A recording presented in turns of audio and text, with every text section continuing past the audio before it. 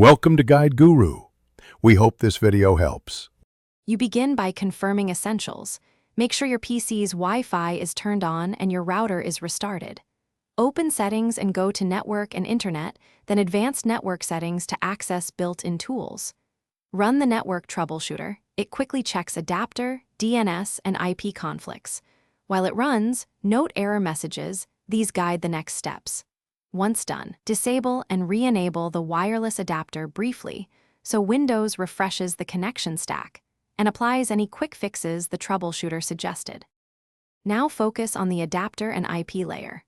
Open Device Manager. Update the wireless driver or roll back if a recent update caused problems, then restart the adapter.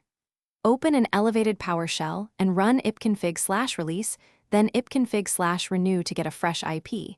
This resolves most DHCP conflicts. Flush the DNS cache with ipconfig/flushtons and reset WinSock if name resolution or socket errors persist. These steps refresh low-level network state and often restore reliable connectivity. Finish by reconnecting carefully. Forget the troubled SSID and add it again, verifying the password and security type so authentication succeeds. If pages load slowly or not at all, change DNS to a public resolver like 1, 1, 1, 1 or 8, 8, 8, 8 to bypass ISP DNS issues. Make sure to test with and without the change.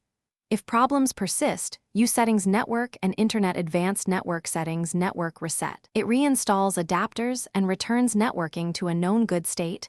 Reboot afterwards. Troubleshooting tip. Check another device to confirm whether issue is PC specific. Thanks for watching. Consider subscribing if we helped you today.